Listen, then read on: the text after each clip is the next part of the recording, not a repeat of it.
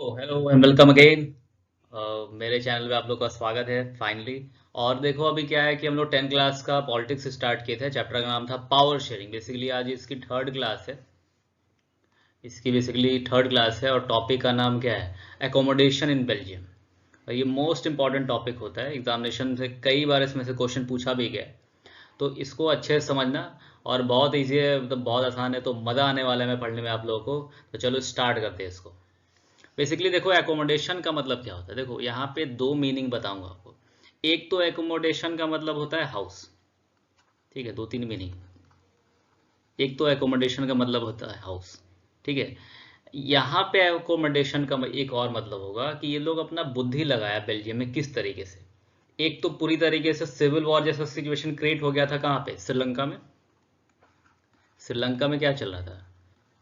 Civil war जैसा पूरा वहाँ पे चल रहा था। और कितने लोग, लाखों लोग मारे गए थे, है ना। तो यहाँ पे ये लोग क्या देखा ना बेल्जियम वाला, कि बेल्जियम के जो लीडर्स हैं, मान लो ये क्या है, लीडर्स है, और ये क्या कर रहे हैं, ये अपना आंख से देख रहे श्रीलंका में कि बोला रे देखो वहाँ कितना मारपीट हो रहा है ना। हम लोग भी इस तरीके से, हम लोग के पास भी क्या है, कम्युनिटी है, अलग अलग कम्युनिटी है। ठीक है, तो डच है, फ्रांस है, और फ्रेंच है सॉरी, और जर्मन लोग, तीन कम्युनिटी है। एटलीस्ट श्रीलंका में कितने थे? सिन्हालास थे, एक श्रीलंकन तमिल्स थे। ठीक है। और वो और कौन से थे? मुस्लिम्स भी थे, क्रिश्चियन भी थे। तो ये सारा चीज़ देख करके जो बेल्जियम वाला है सब डर गया एकदम, बहुत भयंकर लेवल का डरा। अब बोला कि अगर हम लोग सिविल वॉर जैसा सिचुएशन क्रिएट नहीं करना चाहते तो हम लोग को अपना बुद्धि लगाना पड़ेगा बेल्जियम में। नहीं तो जानते हो क्या होगा, बहुत भयंकर लेवल का फाइट होगा, है ना। ये सब बोलने लगा सब। तो बेल्जियम के लीडर्स ने बहुत अच्छी तरीके से फैसला लिया। कॉन्स्टिट्यूशन में 4 बार एकदम बदला। ठीक है, चलो वही देखेंगे अभी। खैर आसान टॉपिक है, बेसिकली अच्छे से समझेंगे। कहीं पे भी कोई दिक्कत होता है आप आराम से पूछिएगा। और एक और बात आपको बताने वाला हूँ, बेसिकली 12 क्लास की जो इकोनॉमिक्स की क्लासेस है वो जल्दी से स्टार्ट करने वाला हूँ। तो देख लो आप लोग क्या करना है, बहुत इंटरेस्टिंग होता है। और मैं आपको एकदम अच्छे तरीके से समझाऊंगा, एकदम हाई लेवल ऑफ क्वालिटी होगी।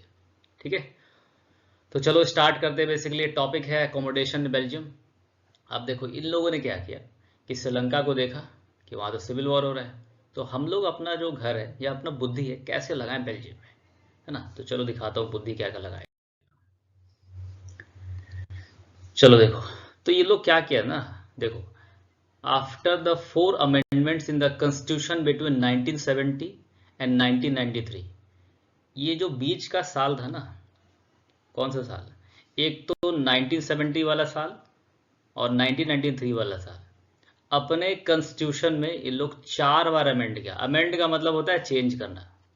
अमेंड का क्या मतलब होता है? चेंज करना। याद तो खैर नहीं आया, लिख लो ऐसे, चेंज करना, ऐसे आ गया पूरा। अमेंड का मतलब क्या होता है? चेंज करना। तो जो लीडर्स थे बेल्जियम के, the Belgium leaders out of very different and innovative power sharing arrangement. तो ये लोग श्रीलंका वाला सिचुएशन देख चुका था, है ना। तो इन लोगों को क्या लगा कि अगर हम लोग अपने पावर्स को अलग तरीके से, अलग ढंग से नहीं बांटेंगे ना, हम लोग क्या, अभी पक्का मारपीट होगा, पक्का सिविल वॉर होगा। ये लोग बेल्जियम वाला जानता था। तो बोला कि अरे ऐसा नहीं होना चाहिए, क्या करोगे, लगाओ एकदम इनोवेटिव तरीका लगाओ। तो यही 4 इनोवेटिव तरीका मिला मुझे, जो मैंने पढ़ा बुक से। तो 4 इनोवेटिव तरीका मैंने निकाला। कैसे निकाला? अब देखो ये लोग क्या करेगा ना, कि यही 4 इनोवेटिव तरीका निकाला और इस इतना एकदम डिफरेंट तरीके से पावर को बांटा ना। इसमें जो डच वाला, फ्रेंच वाला, और जो कुछ कुछ जर्मन वाले थे, ये लोग इतने बेहतरीन तरीके से, इतने अच्छे तरीके से पावर्स को डिवाइड किया ना, कि इन लोग कम्युनिटी के जो लोग हैं वो लोग के ऊपर कभी फाइट ही नहीं हुआ, नॉर्मल तरीके से चला है। वो लखनऊ में कहानी नहीं सुने हो, पहले आप, एकदम अदब से बात करता है सब, है ना। इतना सुंदर बनाए लोग अपना एकोमोडेशन बेल्जियम। तो चलो देखते हैं पहला पॉइंट। लखनऊ में देखा, पहले आप उसके चक्कर में ट्रेन में छूट जाता है कि यार। तो उस तरीके का नहीं था, बहुत सुंदर बनाया था। देखो अभी जानेंगे चार, मैंने पढ़ करके 4 पॉइंट निकाले। अब देखो, देखो constitution prescribe that the number of Dutch and French speaking minister shall be equal in this central government. तो आप लोग जानते हो कि 2 टाइप का गवर्नमेंट होता है, एक होता है सेंट्रल गवर्नमेंट, एक होता है कौन सा, एक होता है सेंट्रल गवर्नमेंट, एक होता है स्टेट गवर्नमेंट। लोकल गवर्नमेंट भी होता है, लेकिन पहले इन दोनों की बात करेंगे। तो सेंट्रल गवर्नमेंट इन लोग बोले ना कि जो डच के लोग हैं और जो फ्रेंच के लोग हैं, है ना, दोनों क्या रहेंगे, 50-50। जो भी इन लोग मिनिस्ट्री बांटेगा 50-50% रखेगा अपना अपना आदमी सब। मतलब जितने भी मिनिस्टर्स होंगे वो 50% फ्रेंच वाले होंगे और 50% डच वाले होंगे। ठीक है। अच्छा, कुछ अलग कानून बनाना होगा तो जैसे मान लो कि कुछ स्पेशल लॉ मुझे बनाना है, तो किसी एक मेजॉरिटी ग्रुप का नहीं माना जाएगा। फॉर एग्जांपल देखो यहाँ पे, पहले इसको पॉइंट को पढ़ लो कि some special law required the support of majority of member from each linguistic group. अब सुनो, अगर मान लो कोई एक मुझे लॉ बनाना है, कुछ इस तरीके का कानून बना, कोई स्पेशल लॉ बनाना है। जैसे मान लो मुझे एक कानून बनाना है कि जो भी पेन इस्तेमाल होगा ना, खैर तो स्पेशल नहीं, बट मैं मजाक के पर्पज से बोल रहा, बट इसको मान लेना तुम क्या है, ये स्पेशल लॉ है। ठीक है। मान लो मैं एक स्पेशल लॉ लाना चाहता हूँ और ये बोलना चाहता हूँ कि जितने भी स्टूडेंट सब हैं, जितने भी विद्यार्थी हैं, विद्यार्थी जितने भी स्टूडेंट सब है, ये लोग जो क्लास में लिखेंगे ना, एक तो वाइट कॉपी में लिखेंगे सारे बच्चे, और जो पेन का इस्तेमाल करेंगे वो ब्लैक करेंगे। मान लो स्पेशल कानून है, मेरा अपना कानून है, क्योंकि बच्चे हैं आप लोग, ये आप लोग स्टूडेंट्स हो, तो मैं स्टूडेंट का एक स्पेशल कानून ये लाना, यही मेरा स्पेशल कानून है। खैर अलग अलग स्पेशल कानून होता है, वो बताऊंगा, पहले ये जान लो। तो किसी एक मेजॉरिटी मेंबर का नहीं माना जाए। जैसे डच वाला बोल रहा है कि नहीं ये कानून बनना चाहिए, फ्रेंच वाला मना कर रहा है, तो नहीं बनेगा, फिर ये कानून बनेगा ही। ठीक है, ये कानून ही नहीं बनेगा। तो दोनों को एकदम बराबर रखना पड़ेगा, डच वाले को भी फ्रेंच वाले को, तब जाके कोई स्पेशल लॉ पास करेगा। ऐसे देख सकते हो, जैसे जम्मू एंड कश्मीर क्या है, उसको स्पेशल लॉ ही एक स्पेशल दर्जा दिया गया था। खैर उसके ऊपर कभी बाद में बात करेंगे। कुछ ऐसे स्टेट्स होते हैं जिसपे स्पेशल लॉ बनता है। अब देखो यहाँ पे एक एक चीज आपको बताना चाहता हूँ, यहाँ पे मैं स्पेशल लॉ की बात कर रहा हूँ। तो भारत में कुछ ऐसे स्टेट्स हैं ना जिनको स्पेशल लॉज बनाए गए, मतलब कुछ स्पेशल स्टेटस उनको मिला हुआ है। जैसे महाराष्ट्र हो गया, नागालैंड हो गया, सिक्किम हो गया, मिजोरम हो गया। स्पेशल लॉ तो मैंने मेरा वाला एग्जाम्पल देख लो, अभी तुम लोग समझने के लिए समझो। स्पेशल लॉ के लिए एक अलग से क्लास लेके आऊँगा, ठीक है। अच्छा, लिंग्विस्टिक ग्रुप का मतलब क्या होगा, लैंग्वेज के बेसिस पे ग्रुप जो वाले हैं उनके सब मेजॉरिटी अगर बोलेंगे तब जाके कोई स्पेशल लॉ पास होगा, नहीं बोलेगा कोई स्पेशल लॉ पास नहीं होगा। ठीक है। 10 वाला भी देख लो, 10 होता है कि 10 होता है, 10 होगा ना। No single community can decision unilaterally. अब देखो यहाँ पे क्या होगा कि कोई भी सिंगल कम्युनिटी है, चाहे डच, फ्रेंच या जर्मन वाले, अकेले से फैसला नहीं ले पाएंगे। कोई स्पेशल लॉ बनाना होगा तो क्या अकेले फैसला ले पाएंगे? नहीं, सारे कम्युनिटीज को क्या होना पड़ेगा, एक साथ आना पड़ेगा, तब जाके कोई स्पेशल लॉ पास होगा। आई थिंक तुमको समझ में आ गया होगा। चलो सेकंड वाला देखते हैं। कहा समझ में तो आता है, बीच बीच में चिल्लाने क्यों लगते हैं, मन करता है। चलो देखो, बहुत दिन से चिल्लाया नहीं इन्होंने। Many powers of the central government have been given to the state government of the two regions of the country. ठीक है। अब देखो, बहुत सारा पावर जो है, बहुत सारा पावर जो है सेंट्रल गवर्नमेंट वाला, उन लोगों ने क्या किया, स्टेट गवर्नमेंट को दे दिया। अब दो रीजन था, एक वॉलनियर रीजन, एक फ्लेमिंग रीजन था, बताया था तुमको पिछले क्लास में। नहीं होगा तो जब पिछले वाला वीडियो देखो, इंट्रोडक्शन वाला मेरे साथ बताया था। तो इसमें क्या हुआ कि बहुत सारा जो पावर है ना, सेंट्रल गवर्नमेंट ने स्टेट गवर्नमेंट को दे दिया। देख लो कन्फ्लिक्ट को कैसे बैलेंस कर रहा है एकदम, तो बैलेंस कर रहा है कि जहां ये कन्फ्लिक्ट मारेगा चटाक से, इस तरीके से थपड़ा जाएगा, तो बीच वाला जैसे नहीं होता है ऐसे, तो इस तरीके से होगा। तो इसको ऐसे चल रहा है, नहीं जहां पे ऐसे टकराया थप्पड़ लगेगा इसे, तो तुम बैलेंस करके चला कि थप्पड़ ना लगे, एकदम टकराने से रोक रहा है एकदम।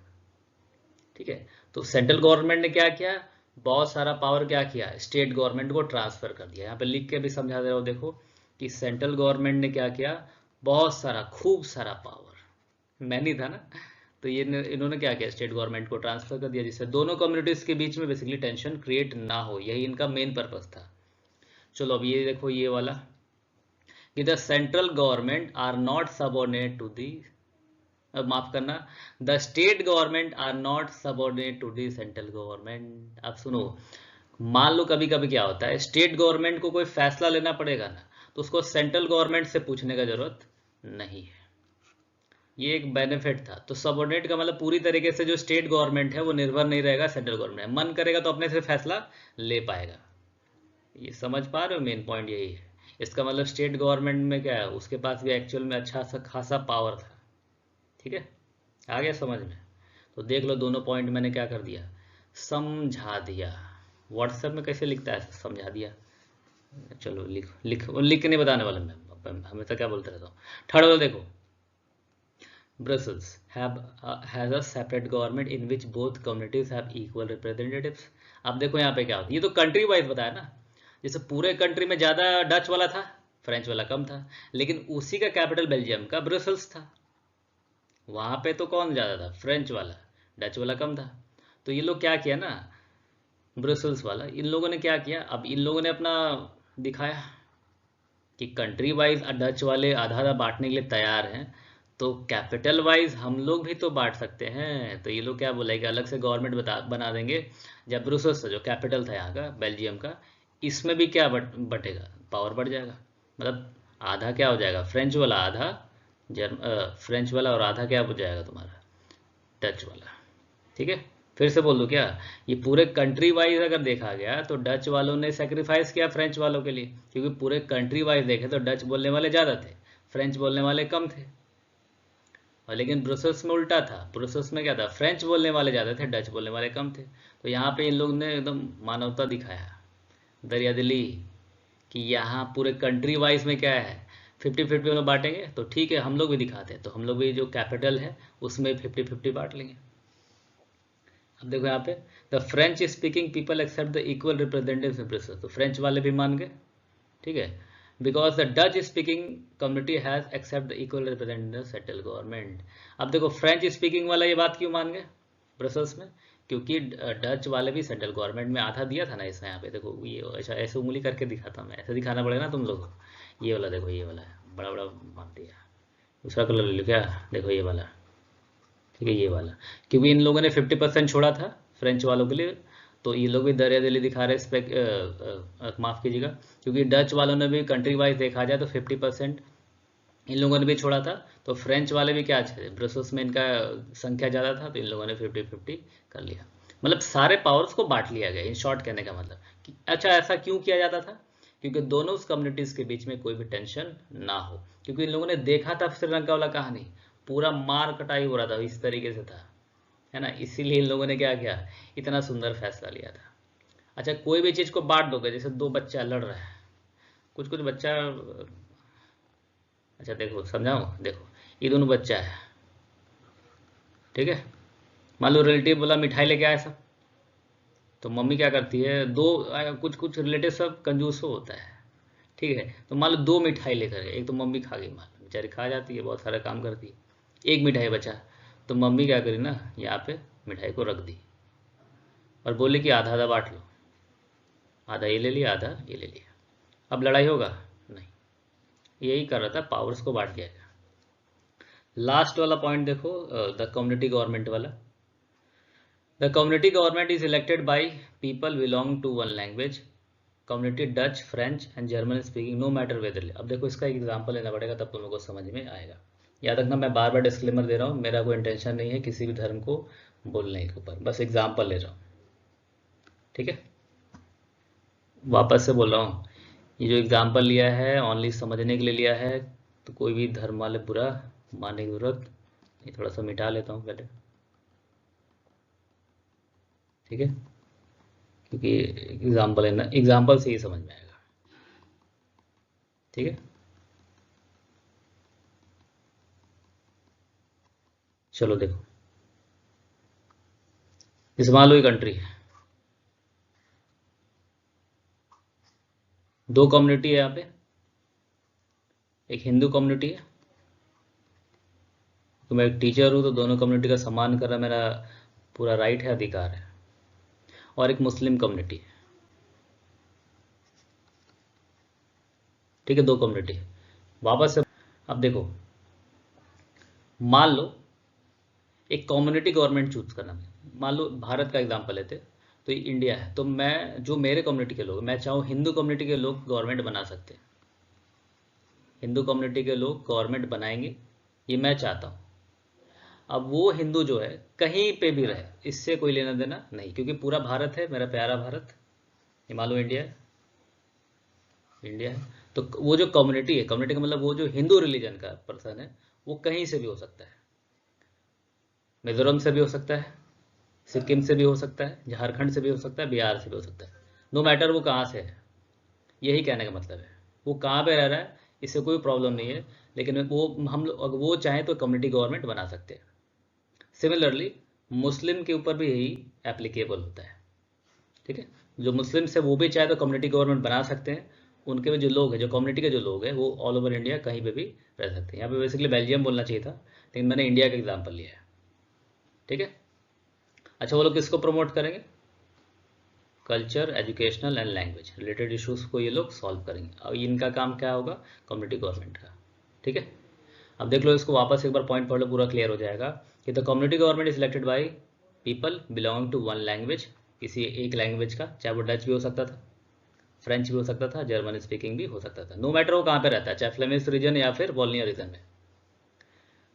This government has the power, इस गवर्नमेंट के पास क्या क्या पावर होगी? तो related to the culture, educational and language related issue. मैंने एग्जाम्पल यहाँ पे इंडिया का, इंडिया पे चाहे तो 2 कम्युनिटी है, मैंने बताया, और भी बहुत सारे कम्युनिटीज है, और डिस्क्लेमर दे दिया मैंने कि मेरा कोई ये इंटेंशन नहीं है कि किसी भी कम्युनिटी को अच्छा दिखाऊं और किसी कम्युनिटी को नीचा दिखाऊं, ऐसा कोई पर्पस नहीं, मैंने बस समझाने के लिए एग्जाम्पल लिया।